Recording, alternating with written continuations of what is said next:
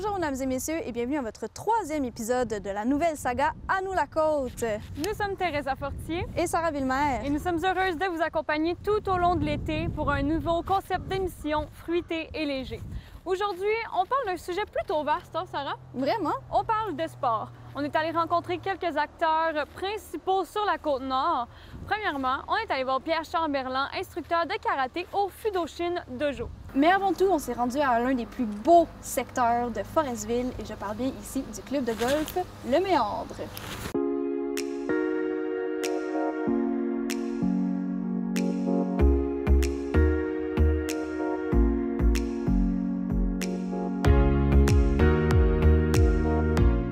Première destination!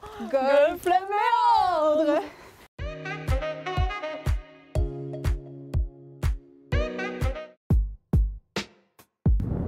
Ça a commencé, disons, dans les années, la fin des années 90. Il y a une petite gang de gars, une dizaine, qui sont donnés comme mandat de créer un club de golf à Forestville. Puis ils ont eu le cheminement qui s'est continué jusqu'en 2002 pour avoir tout l'investissement, etc. Et l'ouverture du golf a débuté en 2005. OK. L'ouverture était faite le 1er juillet 2005. Donc, cette année, ça va être le 15e anniversaire du golf, le 1er juillet. Ça passe vite. Ça passe vite, puis Ça prend plusieurs personnes, plusieurs bénévoles, plusieurs personnes qui sont devenues des actionnaires. OK.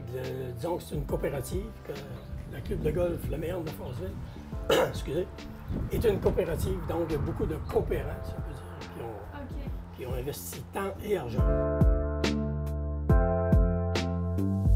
Bon, bien, la première des choses, le club de Forestville, le club Le Méandre, a un professionnel qui donne la formation à tout débutant ou même ceux qui sont habitués de jouer. Mais pour un débutant, on conseille fortement les bons conseils du pro, évidemment, ou de venir accompagné de quelqu'un qui a déjà joué. Ça, c'est notre priorité, disons, pour débuter. Tu avais rajouté quoi, Christine? mais on a aussi des cours juniors, OK, qui vont commencer après les classes, donc dans le coin du 22 juin. C'est gratuit. Fait que les jeunes de 7 ans à aller jusqu'à âge secondaire, 15-16 ans, qui veulent suivre des cours, donc c'est gratuit, appel au club, OK, donne le nom. Et 2 jours par semaine, notre professionnel donne des cours aussi. Fait que c'est super important de s'inscrire puis de téléphoner avant, OK, pour pouvoir bénéficier de ce service gratuit qu'on offre aux jeunes de Forestville. Et des environs. Oui. Oui, bien, disons, le moment de la journée, il y en a qui sont très matinales le matin. Il y a d'autres qui c'est plus tard. L'idéal, là, c'est dans les degrés entre 20 et 24 degrés, disons, là. Le moins de vent possible. Pour moi, en tout cas, puis pour la plupart des golfeurs, c'est, disons, une température agréable. Il y en a qui préfèrent là, un petit peu plus de froid. Là.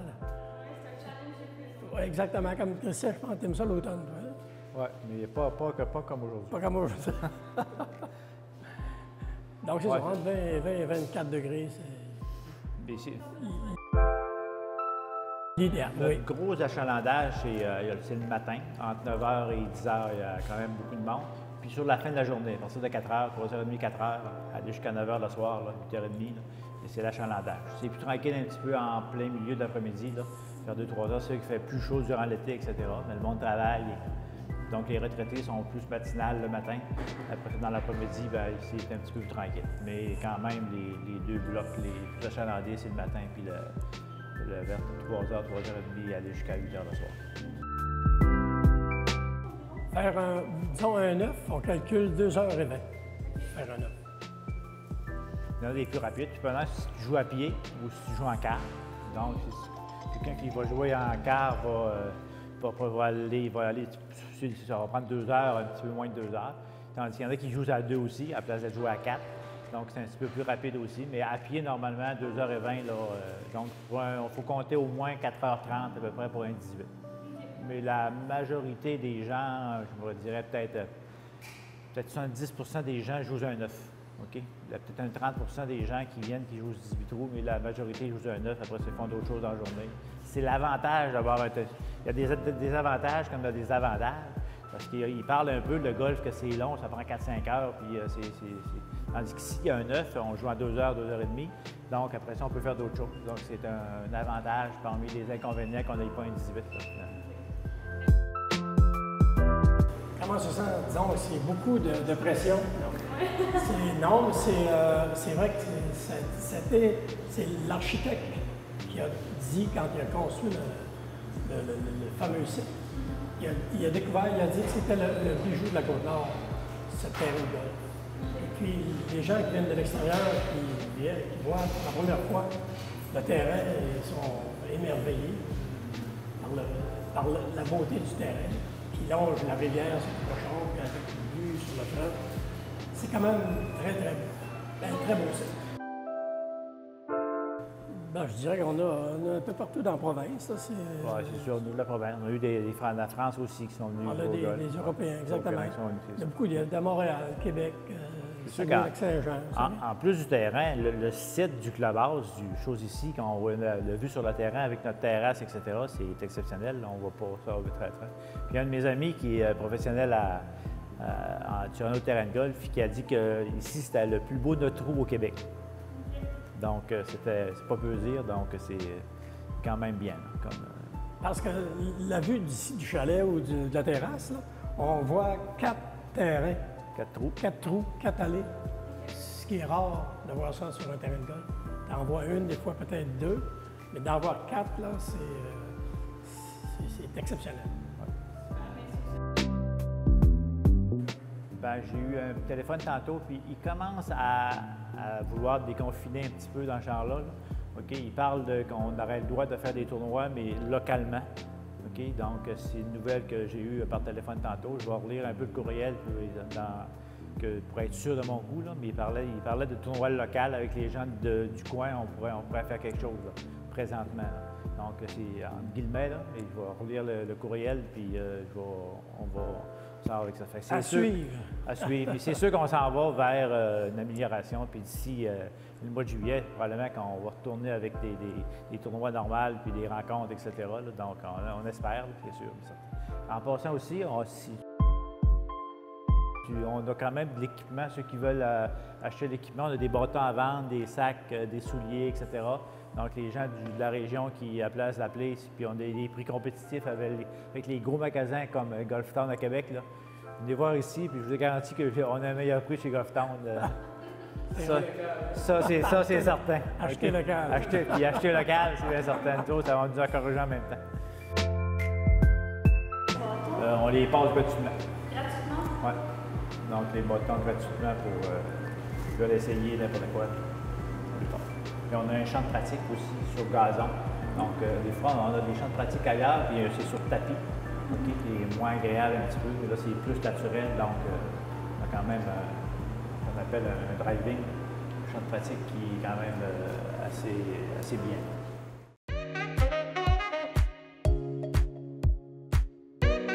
Là, Teresa, il va falloir qu'on parle des choses sérieuses parce que je sais pas pour toi, mais moi, j'ai des fois de la difficulté à trouver mon sport adapté à mon corps. Oui. Il y a des affaires, des fois, là, surtout en côté musculation, vous allez le voir à la maison, c'est assez gros, merci.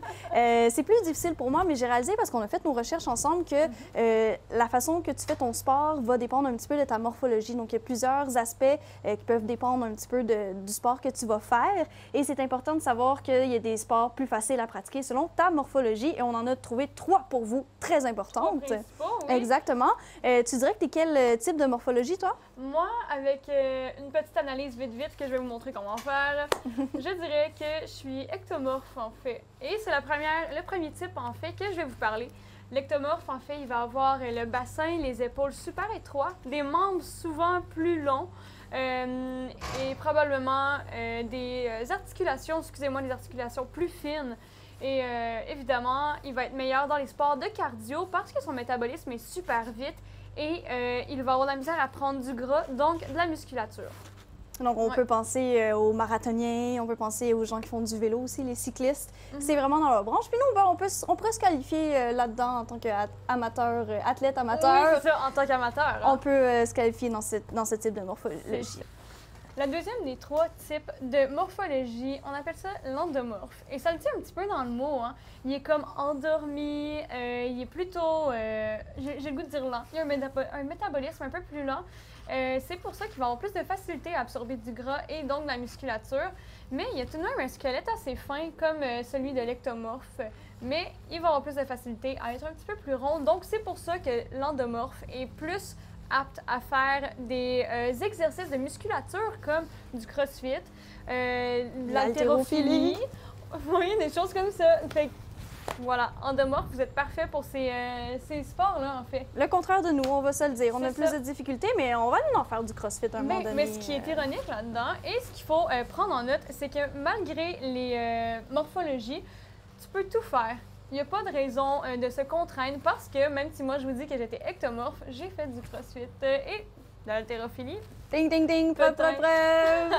Et on finit le tour en beauté. Je te dirais que c'est un mélange des deux. Donc, c'est mésomorphe. Donc, c'est vraiment une silhouette qui est un petit peu plus large que l'endomorphe. Oui, exact. Un petit peu plus large, mais son squelette quand même un peu fin. Donc, ça va être un mélange des deux. Donc, il va être assez musclé, mais il va être capable, dans le fond, d'avoir des bonnes Naturellement, jambes. hein. Oui, naturellement, effectivement. Donc, il va avoir un bon métabolisme aussi, des bonnes jambes, des bons bras, mais son métabolisme va être rapide aussi. Donc, quand il va digérer sa nourriture, ça va être rapide. Donc, il sera jamais, ça sera jamais des gens d'une carrure de 250 livres, 300 livres. Là. Donc, c'est vraiment des personnes en forme, qui sont carrés, qui sont bien faits, qui sont assez actifs. On pourrait penser peut-être à des genres de joueurs de football ou de baseball, par exemple. Peut-être plus football. Pensez peut-être à un certain Laurent Duvernay-Tardif qui a des bonnes jambes et des bons bras aussi. Donc, ça peut vous donner peut-être un modèle. Et pour faire suite avec, avec ce que tu avais dit, Teresa, tout simplement, peu importe si vous faites du sport, faites-le pour vous amuser. Peu importe votre morphologie, c'est sûr que ça l'aide à le savoir, mais l'important, c'est de bouger et être De actif. s'amuser. Oui, être actif. en fait. Exactement.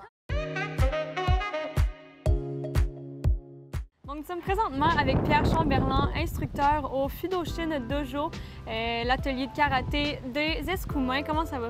Ça va très bien. Au Fudoshin Dojo, on enseigne le style Shotokan, qui est un style qui est très, très répandu mondialement. Shotokan qui a été créé par Gishin Funakoshi. C'est le fondateur du Shotokan, du karaté Shotokan, Monsieur Sensei Funakoshi, qui s'est présenté au Japon en 1922 pour faire une démonstration. À partir de ce moment-là, ça l'a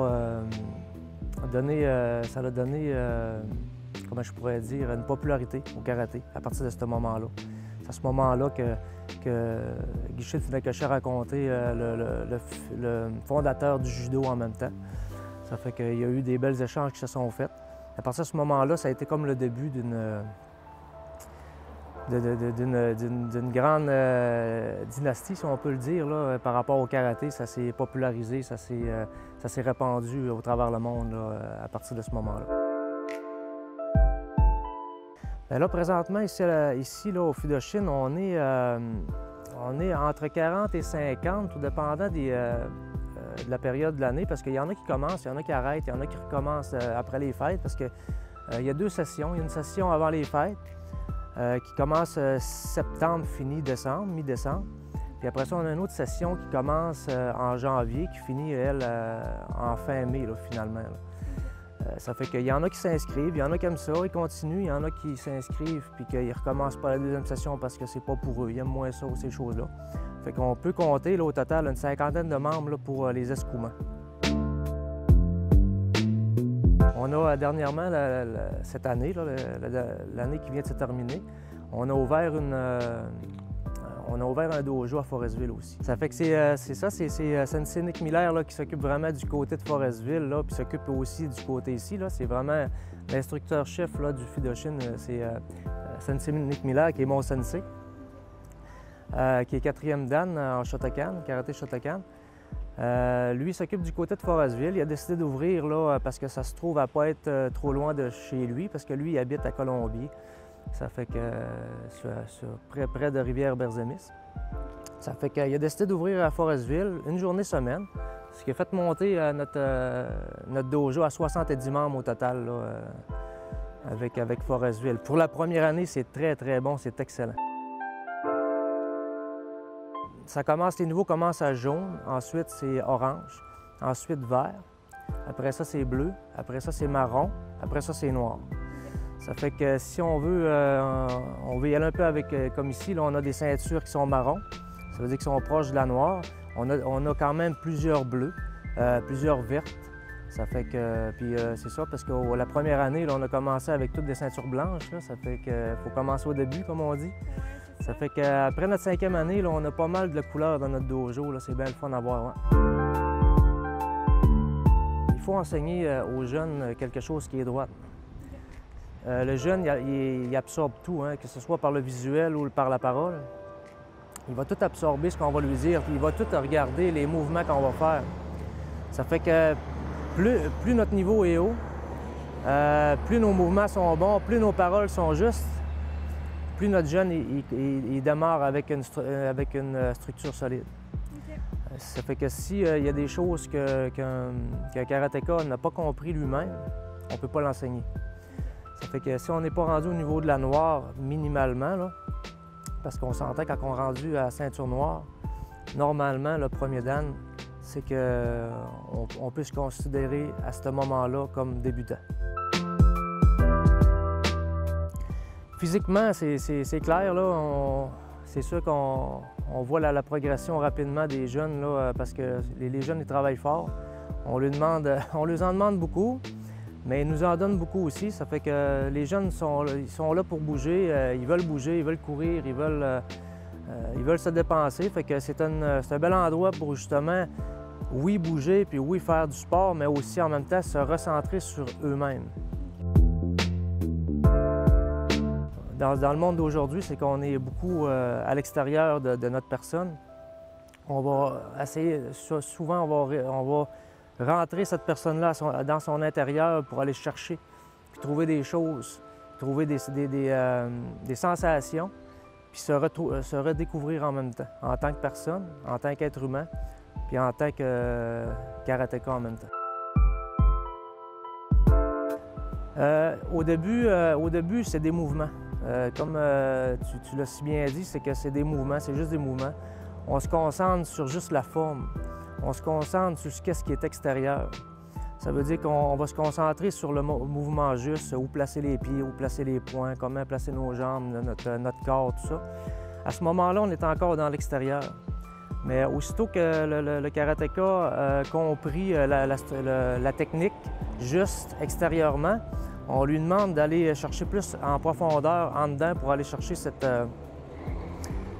profondeur-là en dedans de lui là, qui est découvrable juste avec les sensations là, en pratiquant le karaté, qui est assez dur à expliquer là, oralement comme j'essaie de le faire, mettons. Là.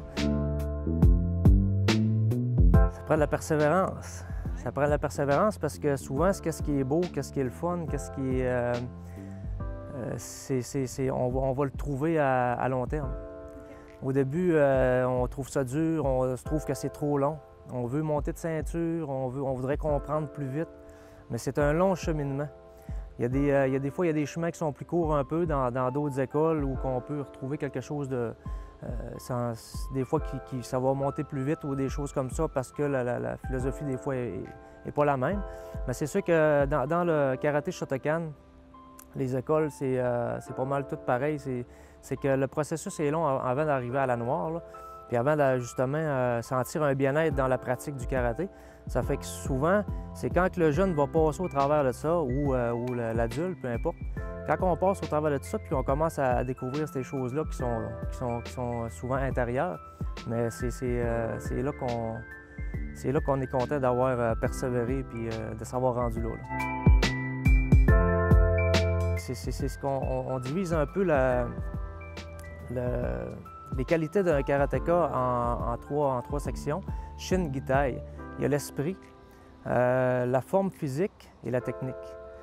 Pour arriver à la ceinture noire, il faut monter les trois à un niveau qui est acceptable pour la ceinture noire. Là. Ça fait qu'il faut vraiment faut amener les trois niveaux à même égalité.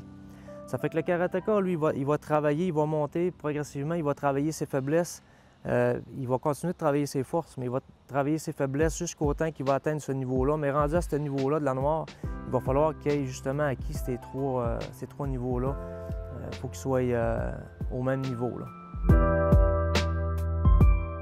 Parce que, comme on disait tantôt, il y en a qui sont visuels, il y en a qui sont auditifs, il y en a qu'il faut les toucher, placer.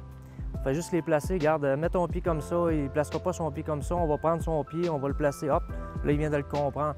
Fait que c'est des choses... fait que chaque karatéka ont leur façon de comprendre, puis leur vitesse de progression. Puis il faut dealer avec tout ça un peu, mais il faut les saisir, il faut trouver aussi. Là. Nous autres, il faut qu'on travaille en tant qu'instructeur de savoir quel élève a besoin de quelle façon d'enseignement pour qu'il puisse progresser. C'est nous autres qui sommes responsables de la progression. Bien, oui, c'est complexe, oui, il faut être observateur de notre côté. Parce que souvent, on va avoir la première chose qu'on va se dire, c'est que mettons, que souvent le monde va dire « Ah, il y a de la misère, lui. » Bien, il y a de la misère, il faut voir pourquoi il y a de la misère, tu sais. C'est parce que tu lui expliques, tu lui parles, mais il ne t'écoute pas. Il ne comprend pas ce que tu lui dis parce que ça fait juste blablabla dans sa tête. Ce jeune-là, il est visuel. Fait que démontre. Hop, on lui demande, puis là, puis il comprend. C'est pas parce qu'il y a de la misère, c'est parce que c'est l'instructeur qui est en faute dans tout ça. Fait que faut vraiment être, nous autres, l'être visuel dans le sens de regarder quel karatéka a besoin de quel genre d'enseignement. Fait que c'est pour ça que nous autres, ce qu'on fait, c'est qu'on les mélange toutes les trois. Ça fait qu'on parle, on démontre, puis on place les jeunes. C'est le même qu'il faut se placer. Ça fait qu'il y en a qu'on n'a pas besoin d'aller les placer, on n'a pas besoin de... On voit qu'ils se placent tout de suite. Fait que ce monde-là, on s'entend tout de suite qu'ils ont une bonne compréhension, soit orale ou visuelle.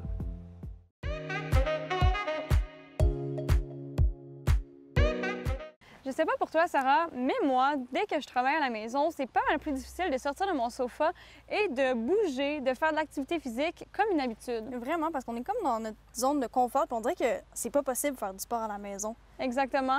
Mais je pense qu'il y a des raisons qui peuvent nous faire vouloir faire du sport, en fait. Si tu me suis un peu... Bien, je pense que oui. Oui, parce que le sport, en fait, c'est une bonne activité pour garder non seulement la santé physique, mais on parle de santé mentale aussi. Pas besoin d'être un athlète olympique, là. Hein? Non, vraiment pas. Juste de se lever 15 minutes par heure et juste marcher un peu alentour de la maison.